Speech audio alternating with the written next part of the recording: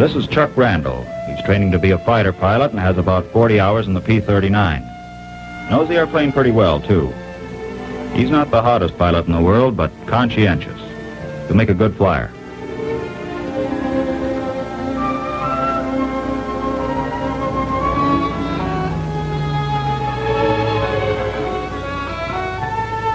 Here's another of the boys. He has about as much time as Chuck, but a little different approach to his flying. For one thing, he didn't spend much time getting to know his airplane. It finally caught up with him. Coming in one day, his battery went out when the gear was only part way down. It was a funny thing, too, because the battery and generator had just been checked. Well, it meant emergency operation of the gear. He went through all the motions. It didn't feel right at all. It cranked much too easily. It didn't seem to be engaging. Reason? Well, he didn't wait to find out. He had other plans.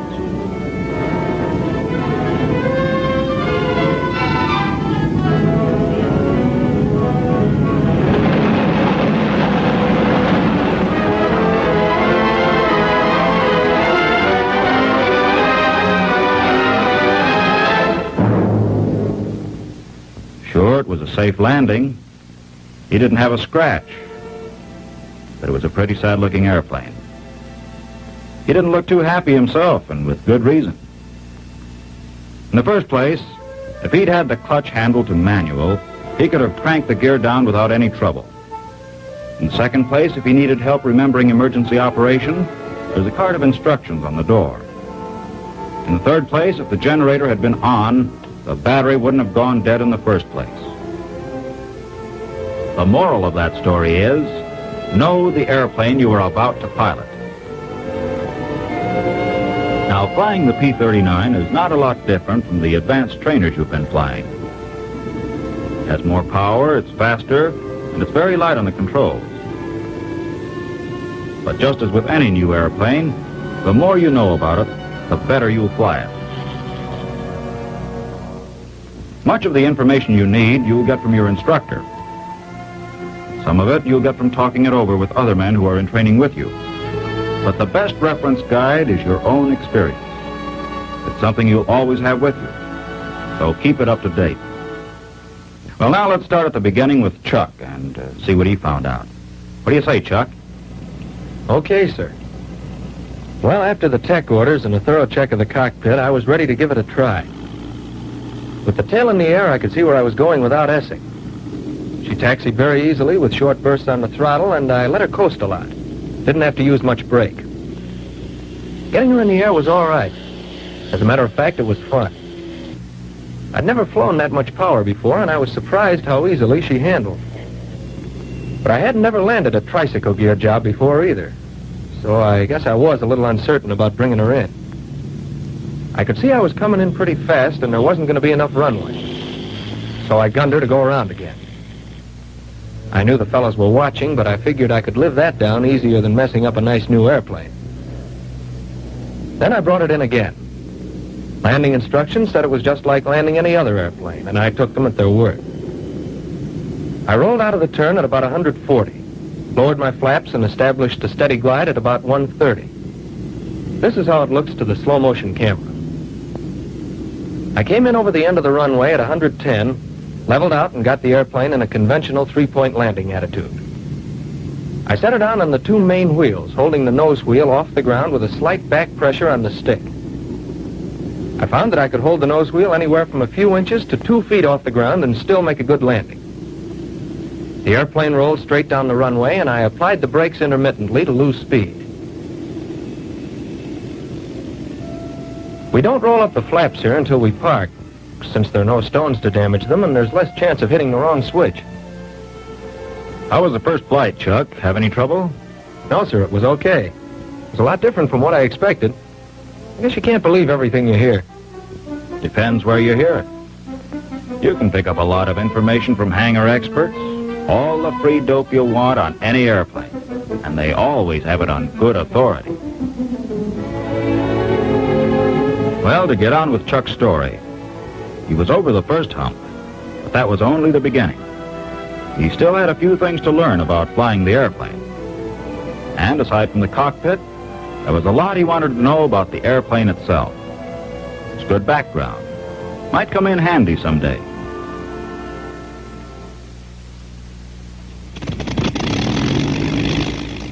I was going into my transitional training, which began with 8 engineering missions designed to get me acquainted with the performance of the airplane and the operation of its engine. I was flying a Model N airplane and knew from the tech orders that if necessary, I could take off with 52 inches and 3,000 RPM, which is rated takeoff power. But in training, with the airplane making 8 or 10 takeoffs a day, we're instructed to keep it down to something less. Actually, it's possible to take off with as little as 35 inches. When I had sufficient altitude, I retracted the gear, and when I was up to a few hundred feet, eased back to 35 inches and 2,600. The going was smooth, and it sure felt good to be flying again. But I wasn't ready just yet to sit back and enjoy the scenery. There were a couple of things I had to keep an eye on. The press-stone temperature was under control. Oil temperature was about 70 degrees. Okay. Oil pressure about 70. Fuel pressure, okay. And I had enough airspeed, which is always a good thing to know. They say altitude is like money in the bank, and it's one thing the government has no objection to hoarding. Besides, when you're new to an airplane, it's an especially good idea to have plenty of space underneath you. I was on my way up to 10,000 feet. When I got there, I settled back and tried a few coordination exercises. In rolling into a turn, I found that very little rudder pressure was needed. You want to treat this airplane like a lady. Don't try to be fast or rough if you expect to get along with her. Then I tried a few gentle turns. At first, I had a tendency to skid or slip. The turning radius of this airplane is much greater than what I'd been used to. It took me a while to get the proper relationship between the aileron and rudder. But by doing a few more and keeping an eye on the bank and turn indicator, I soon got the idea of how to coordinate properly, and they began to feel pretty smooth. Like all pilots who fly pursuit, it wasn't long before I got to wondering about the speed I could get out of her. So I poured on the coal to see how she'd react, up to 3,000 RPM and 52 inches. Incidentally, the tech orders say always increase RPM first, then manifold pressure. It's especially important in a high-powered engine like this. If you don't, you'll be building up excess pressure inside the cylinders, and it's liable to detonate and cause serious damage to the engine. With the increased power, temperatures and pressures went up, and I adjusted the shutters. 5 minutes is the maximum time for operation with this power, but I think you can find out what you want to know in less time than that. At least I did. I tried various combinations of mixture, RPM, and manifold pressure at different altitudes to get some idea of how these factors affected power. In my first mission, I tried a few partial stalls with the gear and flaps retracted. I don't quite know what I expected, but I was pleasantly surprised. The airplane stalled very gently and had no tendency to drop a wing. There was plenty of warning before she stalled completely. Later, I carried this a little further and did a complete stall at 10,000 feet with the power partially off. That is about 15 inches. It broke clean at about 100, and to recover, I dropped the nose to let her pick up speed, about 180, before I started to pull her up. As the stall was explained to me, it's all a matter of airflow over the wing's surface. If the airflow is disturbed due to an increased angle of attack, the wing loses its lift and the airplane will stall.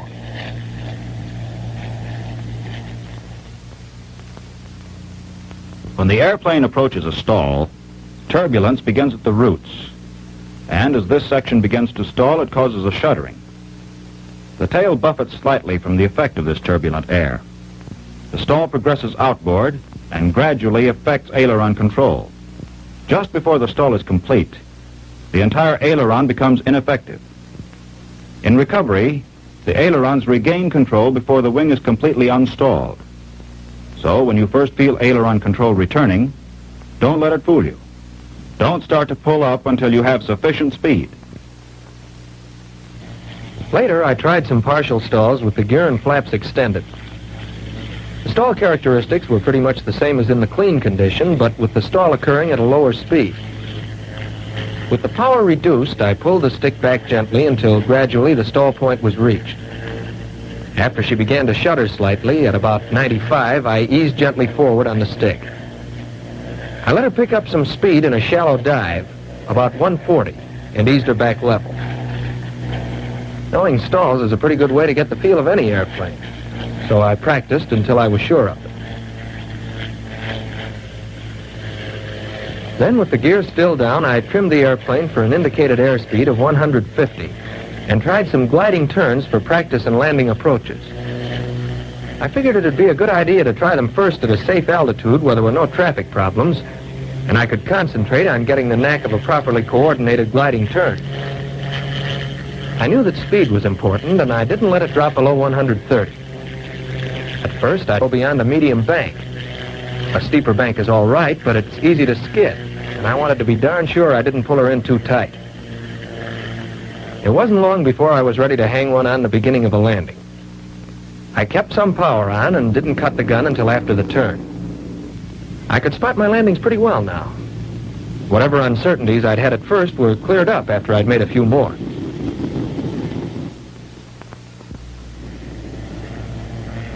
Another day, I gave some attention to climbing.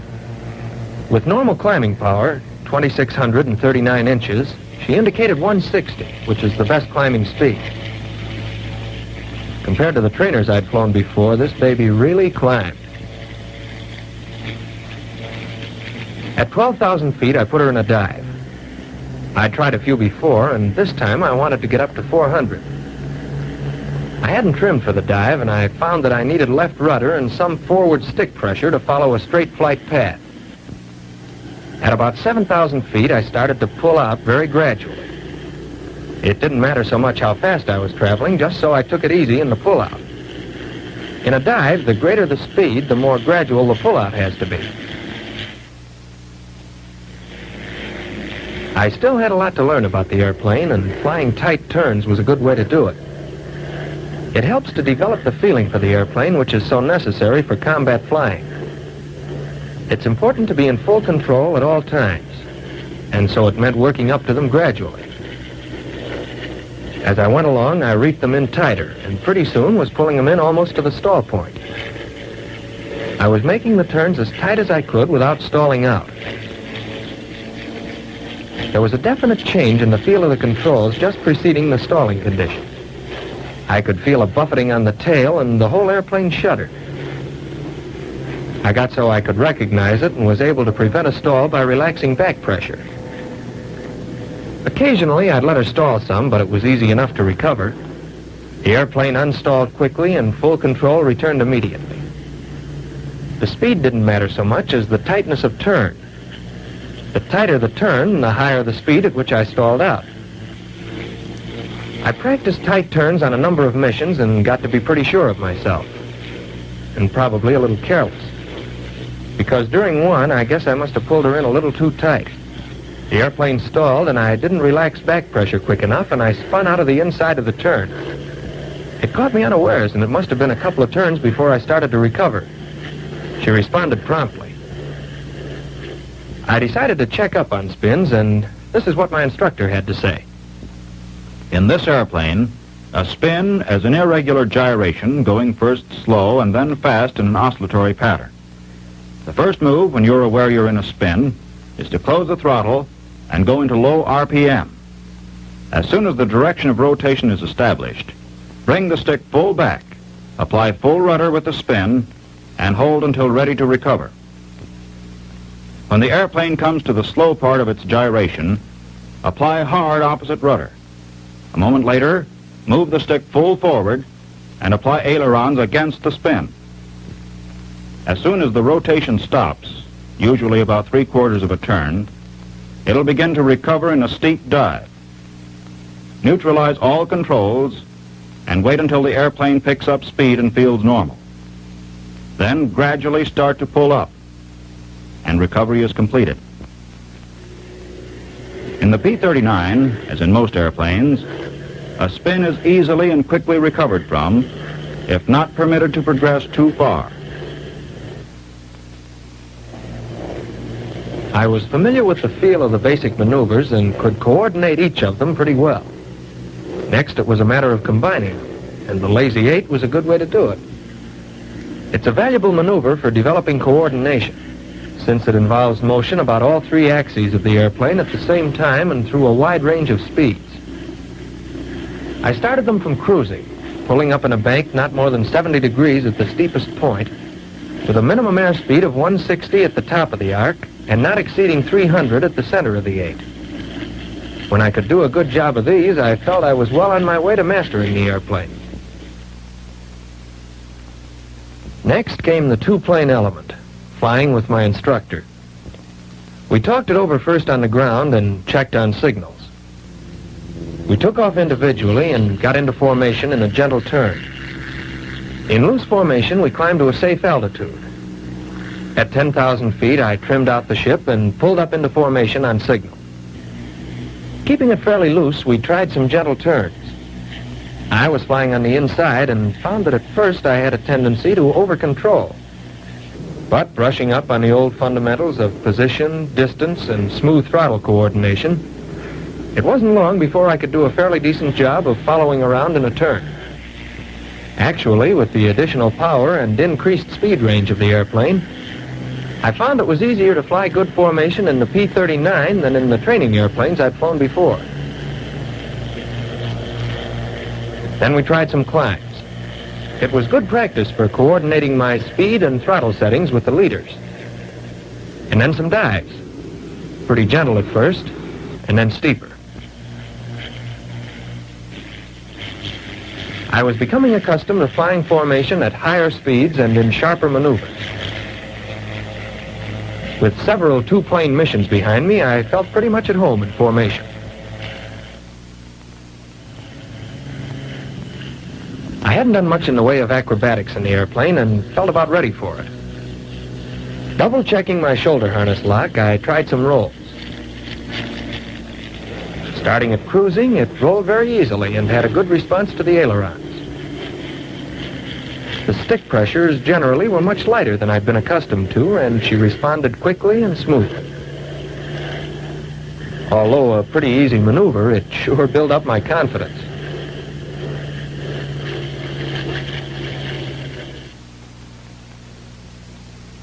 Then came loops.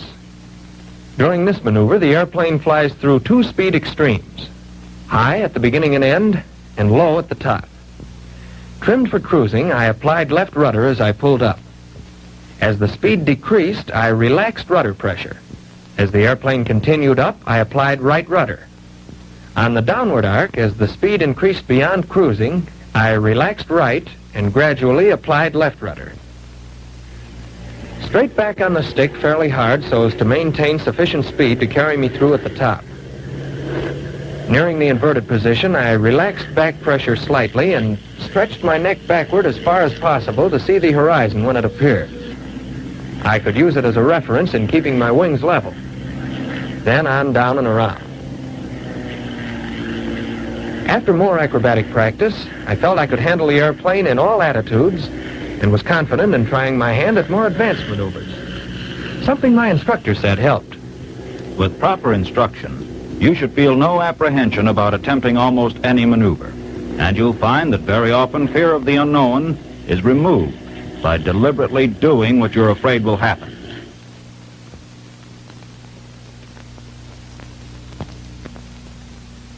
All my training thus far had pointed toward one thing, and now I was ready for it. Gunnery. These planes are built around their armament and are equipped to deliver a lot of firepower. First, I tried my hand at ground targets.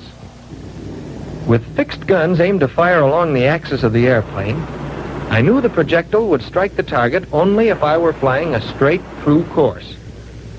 It meant having the ball in the center. With the ship in a skid, there was a horizontal component, and I hit to one side of the target. And the speed I was traveling at was important, too. Below the recommended speed, the airplane was inclined above the flight path. At higher speeds, it was inclined below the flight path, introducing a vertical component. I started at 2,000 or 3,000 feet in a steep dive and flattened out to make an approach at 15 to 25 degrees to the horizon. I found I could come down pretty close and still not have to pull out steeply or abruptly.